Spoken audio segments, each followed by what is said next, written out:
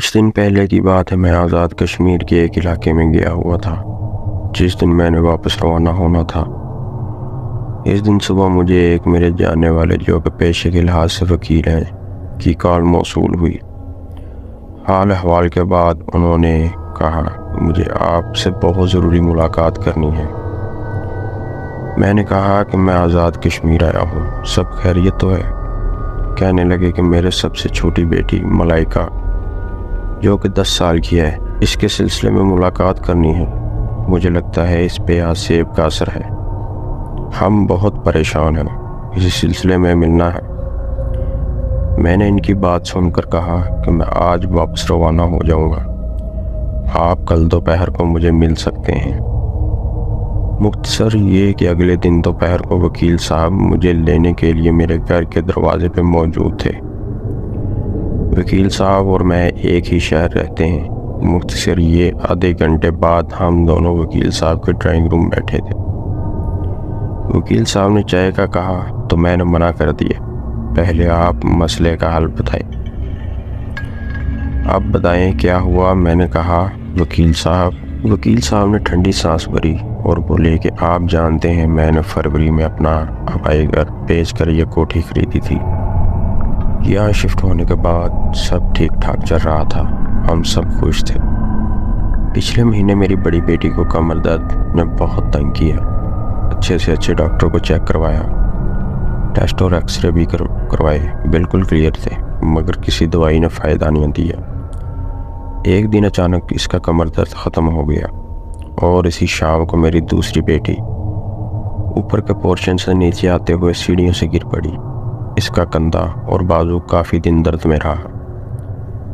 اس کے کچھ دن بعد آپ کی بھابھی کو گھٹنے میں درد شروع ہو گیا۔ آپ کی بھابھی نے مجھے کئی بار آپ سے مشورہ کرنے کے لیے کہا کہ اگر بلا وجہ کسی بیماری کے پیچھے کوئی جادو ٹونا کے اثرات تو نہیں، مگر آپ کی عادت سے واقف ہوں، آپ لوگوں کو بلا وجہ کے وہم میں پڑنے سے منع کرتے ہیں۔ ان دنوں ایک بات میں نے محسوس کی کہ گاڑی کی چابی گم ہونے لگ گئی۔ میری عادت ہے کہ میں گاڑی کی چابی ہمیشہ بیڈ کے سائڈ ٹیبل پہ رکھتا ہوں۔ یہ ہونے لگ گیا کہ گاڑی کی چابی وہاں سے صبح کو غائب ہوتی اور گھر کے کسی اور کونے سے یا کچن کی ٹیبل پہ رکھی ملتی۔ بچیوں سے پوچھتے تو وہ لا علمی کا اظہار کرتی۔ 2 دن پہلے عجیب ہوا، کورٹ میں میری بہت ضروری ہائرنگ تھی۔ میں نے کورٹ جانے کے لیے تیار ہو کر سائڈ ٹیبل پہ نظر ماری، چابی غائب تھی۔ میں نے بیڈ پہ دیکھا، الماری میں دیکھا، ویسٹ کوٹ کی جیبیں چیک کی، مگر چابی غائب تھی۔ ڈھونڈتے تھک ہار کر جھنجھلاہٹ میں بائک پہ جانے کا فیصلہ کیا اور پورچ میں گاڑی کے پاس کھڑی بائک تک پہنچا، مگر حیرانی نے میرے قدم روکنے پہ مجبور کر دیے۔ گاڑی کی چابی موٹر سائیکل کی سیٹ پہ پڑی تھی۔ میں نے حیرانی سے چابی اٹھائی۔ مجھے اچھی طرح یاد تھا کہ گزشتہ رات میں ایک کلائنٹ کی طرف سے مقدمہ جیتنے کی خوشی میں دیے گئے ایک اشائیے سے واپس آ کر چابی میں نے سائڈ ٹیبل پہ رکھی۔ میں نے یہ سوچ کر کہ شاید رات کو تھکاوٹ اور نیند آنے کی کیفیت کی وجہ سے ہو سکتا ہے چابی ہاتھ سے گر گئی ہو اور میں بھول رہا ہوں کہ سائڈ ٹیبل پر رکھ دی تھی۔ عجیب سی کیفیت اور پریشانی ہو رہی تھی۔ میں سوچنے پہ مجبور تھا، روزانہ چابی گم ہونے کی وجہ کیا ہو سکتی ہے؟ اور رات اگر چابی گر گئی تھی تو موٹر سائیکل کی سیٹ پہ کیسے پڑی تھی؟ میں نے آپ کو کال کی آپ کو یہ سب بتاؤں، مگر آپ کا موبائل سوئچ آف آ رہا تھا۔ چیمبر سے فارغ ہو کر ساتھ والے شہر ایک دوست کی عیادت کرنے چلا گیا تھا۔ گھر واپس آتے آتے رات کا 1 بج گیا۔ چوکیدار نے گیٹ کھول دیا۔ میں نے گاڑی پورچ میں روکی۔ گاڑی سے اترتے ہوئے بائک پہ میری نظر پڑی تو صبح چابی والا واقعہ میرے ذہن میں آ گیا۔ اس کے بارے میں سوچتے ہوئے ہال میں داخل ہوا۔ ہال میں اندھیرا تھا اور اوپر پورشن کی طرف جاتی سیڑھیوں پہ اوپری پورشن کی جلتی لائٹ کی روشنی آ رہی تھی۔ اوپر کے پورشن پہ ایک ٹی وی لاؤنج، 2 روم اور سٹور ہے، اور ہم کم ہی اوپر جاتے ہیں۔ صفائی کرنے والی روزانہ اوپر جا کر روز صفائی کراتی ہے۔ میری تینوں بیٹیاں ایک ہی روم میں سوتی ہیں اور میری عادت ہے رات کو کتنا ہی لیٹ کیوں نہ ہو، بچوں کے روم میں جا کر ان کو دیکھ کر پھر ہی اپنے بیڈ روم جاتا ہوں۔ دونوں کمروں میں اے سی چلنے کی وجہ سے کمروں کے دروازے بند تھے۔ میں نے آہستہ سے بچیوں کے کمرے کا دروازہ کھولا۔ لائٹ آف تھی۔ میں نے لائٹ آن کی۔ میری دونوں بڑی بیٹیاں اپنے بستر پہ سوئی تھیں، مگر میری چھوٹی بیٹی ملائکہ کا بستر خالی تھا۔ میں نے اٹیچ باتھ کا دروازہ بالکل ہلکا سا دباؤ دیا، دروازہ کھل گیا۔ اندر اندھیرا دیکھ کر میں سمجھ گیا کہ واش روم میں کوئی نہیں۔ میں نے سوچا ملائکہ اپنی ماں کے ساتھ سوئی ہوگی۔ میں نے کمرے سے باہر نکل کر آرام سے دروازہ بند کیا اور اپنے بیڈ روم کا دروازہ کھول کر لائٹ جلائی، مگر بیگم کو اکیلا سویا دیکھ کر میں پریشانی سے واش روم کی طرف بڑھا اور ملائکہ کا نام پکارا۔ واش روم کا دروازہ تھوڑے سے دباؤ سے کھل گیا، مگر ملائکہ واش روم میں بھی نہیں تھی۔ میں نے جھنجھوڑ کر بیگم کو اٹھایا اور پریشانی سے ملائکہ کا بتایا کہ ملائکہ کہاں ہے۔ بیگم نے گھبرائے ہوئے لہجے میں پوچھا، کیا ہوا ملائکہ کو؟ میں نے کہا وہ اپنے کمرے میں نہیں ہے۔ یہ سنتے ہی بیگم ننگے پاؤں ہی بچیوں کے کمرے کی طرف بھاگی۔ میں نے بھی ساتھ ہو لیا۔ کمرے میں ملائکہ کو نہ پا کر ہم دونوں ڈرائنگ روم کی طرف بڑھے، مگر میں نے حیرانی کی اسی کیفیت میں جلدی سے بیگم کا بازو پکڑ کر اسے خاموش رہنے کا اشارہ کرنے کے ساتھ سیڑھیوں کی طرف اشارہ کیا اور اسے کہا کہ سنو، اوپر سے کسی کے بولنے کی آواز آئی ہے۔ اتنی دیر میں دوبارہ ملائکہ کے بولنے کی آواز آئی اور ساتھ ہی کھلکھلا کر ہنسنے کی، مگر اس ہنسنے سے اندازہ ہو گیا تھا کہ کچھ بچے مل کر ہنسے ہیں۔ ملائکہ کے بولنے کی آواز پھر آئی۔ میں اور بیگم آہستہ اور خاموشی سے سیڑھیاں چڑھنے لگے۔ اوپر سے اس دوران اس طرح کی آوازیں آنے لگ گئیں کہ وہ دونوں آ رہے ہیں، وہ دونوں آ گئے ہیں۔ آوازوں سے اندازہ ہو رہا تھا کہ 2-3 بچے مل کر بول رہے ہیں۔ جیسے ہی میں اور بیگم اوپر لاؤنج میں دیکھ پانے کے لیے قابل ہوئے، یکدم خاموشی چھا گئی۔ اوپر کا منظر یہ تھا کہ ملائکہ اکیلی نیچے قالین پہ صوفہ کے سامنے آلتی پالتی مار کر بیٹھی تھی۔ اس کی ہماری طرف پوچھ تھی اور اس کا منہ اوپر صوفے کی طرف تھا۔ ملائکہ کے علاوہ اور کوئی نہ تھا۔ میں حیران تھا اور کن بچوں کی آوازیں آ رہی تھیں اور وہ کدھر گئے۔ میری پریشانی اب گھبراہٹ اور خوف میں بدل چکی تھی۔ بیگم میری کپ کپاتے ہاتھوں سے میرے بازو کو مضبوطی سے پکڑے کھڑی تھی۔ عجیب سی دہشت مجھ پہ طاری ہو چکی تھی۔ میں نے ہمت کر کے کہا کہ ملائکہ۔ ملائکہ نے مڑ کر ہماری طرف دیکھا۔ ملائکہ کس سے باتیں کر رہی ہو؟ اس کی امی نے کہا۔ چلو نیچے، بہت رات ہو گئی ہے، چل کے سو جاؤ۔ ملائکہ خاموشی سے اٹھ کھڑی ہوئی۔ اس کی ماں نے جا کر اس کو بازو سے تھام لیا۔ میں نے دونوں کمروں اور سٹور کی لائٹس جلا کر چیک کیا، مگر کمروں اور سٹور میں ان کے اپنے موجودہ سامان کے علاوہ کوئی نہ تھا۔ میں نے لائٹس آن رہنے دی۔ لائٹس بند کرنے کی ہمت بھی نہ ہو رہی تھی۔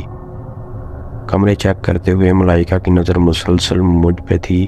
کبھی کبھار وہ لاؤنج میں رکھے صوفوں کی طرف دیکھتی، کبھی مجھے وہ معصومیت سے میری طرف دیکھ رہی تھی، مگر نہ جانے کیوں مجھے شدت سے یہ احساس ہو رہا تھا مجھے کوئی اور بھی دیکھ رہا ہے۔ میں نے بیگم سے کہا چلو بس چلیں، اور ساتھ ہی میں نے صوفوں کی طرف دیکھا۔ صوفے خالی تھے۔ بیگم اور ملائکہ سیڑھیاں اترنے لگے، مگر سیڑھیاں اترتے ہوئے مجھے لگ رہا تھا کہ پیچھے جو کوئی مجھے دیکھ رہا ہے۔ اس کی وجہ سے میرے قدم باری ہو رہے ہیں۔ پتہ نہیں کس طرح بیگم کے پیچھے چلتا ہوا میں اپنے کمرے تک پہنچا۔ کمرے میں پہنچ کر بیگم نے کہا باقی دونوں بیٹیوں کو بھی ادھر لے آئیں۔ میں ان کو اٹھا کر اپنے کمرے میں لے آیا۔ دروازہ بند کرتے ہوئے میں نے ہمت کر کے سیڑھیوں کی طرف اوپر پورشن کو دیکھا۔ اب وہاں مکمل اندھیرا تھا، آگے میں سب لائٹس جلا کر آیا تھا۔ ہم میاں بیوی کی ہمت نہیں ہو رہی تھی کہ ملائکہ سے کچھ پوچھنے کی۔ کچھ دیر بعد ملائکہ سو گئی۔ بڑی دونوں بیٹیوں کو ان کی ماں نے سرسری سی بات بتا کر سو جانے کے لیے کہا، اور وہ بیچاری اپنی جگہ خوف زدہ تھی۔ وہ رات ہماری جاگتے ہوئے گزری۔ صبح کی اذان کے بعد آپ کو کال کی، آپ نے آج ملنے کا کہا۔ صبح ملائکہ کے جاگنے کے بعد ہم نے اسی رات کے حوالے سے گفتگو کرنے کی کوشش کی، مگر جب بھی اس بارے سوال کریں وہ خاموش ہو کر بس ہمارے پیچھے دیکھنے لگتی ہے جیسے کسی کو دیکھ رہی ہو۔ وہ بالکل نارمل ہے۔ گزشتہ رات ہم نے پھر جاگتے ہوئے گزاری ہے۔ ملائکہ رات کے وقت ضد کرنے لگی ہے، میں نے اوپر کھیلنے جانا ہے۔ آنٹی نے آواز دی ہے۔ ہم نے کچھ پیار کچھ غصے سے اسے روک کے رکھا۔ اس کے سو جانے کے بعد ہم نے سکون کا سانس لیا۔ خوف کا یہ عالم تھا کہ رات کو چوکیدار کو برآمدے میں بٹھایا۔ رات کے کوئی 2 بجے ہوں گے۔ میں، بچے اور ان کی ماں سو چکے تھے، مگر نیند میری آنکھوں سے کوسوں دور تھی۔ اچانک میرے موبائل کی بیل بج اٹھی۔ میں نے چونک کر موبائل اٹھایا۔ چوکیدار کی کال تھی۔ اس نے کہا، صاحب، برآمدے میں جو کھڑکی ہے اس سے برتنوں کے ٹوٹنے کی آواز آ رہی ہے۔ میں نے اسے اندر ہال میں آنے کو کہا، خود پریشانی کے عالم میں باہر نکلا۔ میں مسلسل آیت الکرسی پڑھ رہا تھا۔ سامنے چوکیدار آ رہا تھا۔ باہر برآمدے میں جو کھڑکی کھلتی ہے وہ کچن کی ہے۔ میں چوکیدار کے ساتھ سیدھا کچن میں گیا۔ کچن کی لائٹ جلا کر دیکھا، پورا کچن شیشے کے برتن نیچے گر کر ٹوٹ پڑے تھے۔ میں نے لائٹ آف کر کے چوکیدار کو واپس برآمدے میں جا کر بیٹھنے کے لیے کہا۔ چوکیدار خاموشی سے واپس پر لوٹ گیا۔ میں نے اپنے کمرے میں آ کر آیت الکرسی کا وعظ شروع کر دیا۔ باقی رات الحمدللہ خیریت سے گزری۔ آج صبح سے ملائکہ بخار ہے۔ دعا تو لی ہے مگر ابھی بخار ویسا ہی ہے۔ یہ کہہ کر وکیل صاحب خاموش ہو گئے۔ میں کافی دیر سے خاموش بیٹھا پوری توجہ سے ان کی روحات سن رہا تھا۔ میں ان کو تسلی دی، اللہ پہ بھروسہ رکھیں، اور ملائکہ کو بلانے کے لیے کہا۔ تھوڑی دیر بعد ملائکہ اپنی امی کے ساتھ ڈرائنگ روم میں داخل ہوئی اور مجھے سلام کر کے سیدھا میرے پاس آ کے بیٹھ گئی۔ کافی عرصے پہلے وکیل صاحب کی مسز کو جادو کے مسائل کا سامنا تھا تو میرے پاس آئے تھے۔ تب سے میرا وکیل صاحب سے فیملی تعلق ہے۔ اسی بنا پر ان کے بچے مجھ سے کافی مانوس ہیں۔ میں نے ملائکہ کے ساتھ کسی بھی اسی طرح کے اثرات کا ساتھ موجودگی نہ پا کر اس سے ادھر ادھر کی باتیں کرنے لگا۔ ملائکہ کی آنکھوں کا غیر معمولی سوجن پن اور آنکھوں کی سرخی بتا رہی تھی کہ آصف کا اثر ہے۔ کچھ دیر ادھر ادھر کی باتوں کے بعد ملائکہ کو جانے کا کہا اور وکیل صاحب سے کہا، ہم میرے ساتھ چلیں، ذرا گھر گھوم کے دیکھتے ہیں۔ میں نے حسب روایت تیسرا کلمہ کا وعظ شروع کر دیا تھا۔ میں، بابی اور وکیل صاحب گھر گھومنے لگے۔ نیچے والا پورشن اسی طرح کسی اثرات کے زیر اثر نہ تھا۔ اوپر پورشن کی طرف سیڑھیاں چڑھتے ہوئے کچھ محسوس کر کے میں نے بابی اور وکیل صاحب کو اوپر آنے سے منع کر دیا تھا۔ تیسرے کلمے کے ساتھ اعوذ برب محمد صلی اللہ علیہ وآلہ وسلم کا ورد میں شروع کر چکا تھا۔ اوپر پہنچ کر جو مجھے پتہ چلا وہ سب ٹھیک نہ تھا۔ میں خود پریشان ہو گیا۔ میں نے وکیل صاحب کو آواز دے کر ہلدی اور چھری لانے کو کہا، جو کہ وکیل صاحب کچھ لمحے بعد مجھے آ کر دے گئے۔ میں نے ان کو کہا، میں کچھ دیر تک خود نیچے آ جاؤں گا، آپ اوپر نہ آئیے گا۔ ان کے جانے کے بعد میں اپنے کام میں مصروف ہو گیا۔ آدھے گھنٹے بعد میں نے وکیل صاحب کو کال کر کے کہا کہ آپ لوہے کی میخ اور چاندی کی پتریاں منگوا لیں۔ مزید آدھے گھنٹے بعد میں سیڑھیاں اتر رہا تھا۔ وکیل صاحب اور بابی نیچے ہال میں موجود تھے۔ میں ان کے پاس جا کر ان کی سوالیہ نگاہوں کی طرح دیکھتے ہوئے کہا، اب سب ٹھیک ہے، سب میرے پاس آ جائیں۔ مختصر یہ کہ سب کو بٹھا کر میں نے باری باری دم کر دیا۔ سب کے تعویذ لکھ کر فوری کپڑے میں سی کر پہننے کو کہا۔ لوہے کی میخ اور چاندی کے پتریوں پر کچھ مخصوص حصار پڑھ کر کے چاروں کونوں میں نصب کروا دیے۔ اس سب سے فارغ ہو کر میں نے کہا کہ اب چائے پلائیں۔ وکیل صاحب، میں اور بابی جی ڈرائنگ روم آ بیٹھے۔ میں نے کہا کہ اپنے چوکیدار کو بلائیں۔ تھوڑی دیر بعد چوکیدار آ گیا۔ میں نے کہا کہ کل رات آپ نے جو برتنوں کی آواز سنی تھی تو آپ نے صاحب جی کو فون کیا تھا، تو صاحب جی نے آگے سے کیا کہا تھا؟ تو چوکیدار بولا، میں فون کر کے صاحب کو بلا کہ اس طرح آواز آ رہی ہے، تو انہوں نے بنا کچھ کہے کال کاٹ دی۔ میں خاموشی سے بیٹھ گیا، مگر کچھ لمحے بعد میں نے دروازے سے اندر دیکھا تو صاحب کچن کا دروازہ کھول رہے تھے۔ میں سکون سے بیٹھ گیا۔ یہ کہہ کر چوکیدار خاموش ہو گیا۔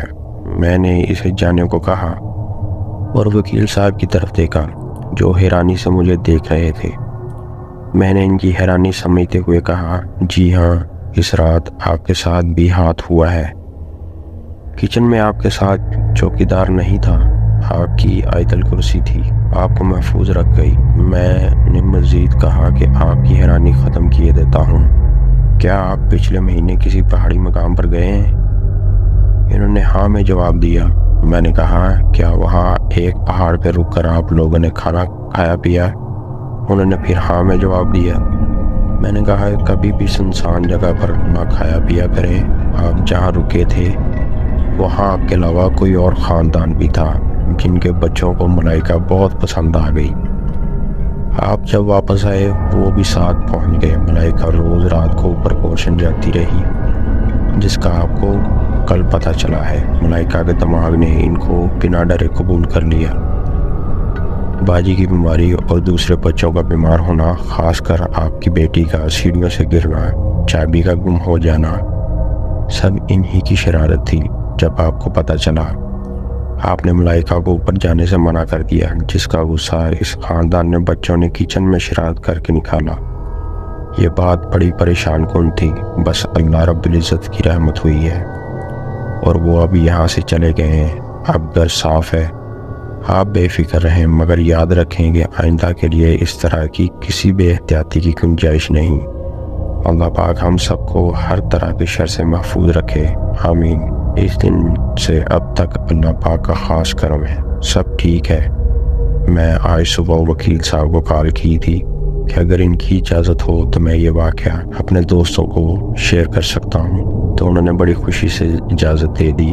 آپ سب سے بھی یہی گزارش ہے کہ آپ پلیز وکیل صاحب کی فیملی کے لیے دعا کیجیے، اللہ پاک ان کو ہمیشہ اپنی حفظ و امان میں رکھیں، آمین۔ اپنی محبتوں میں یاد رکھیے گا۔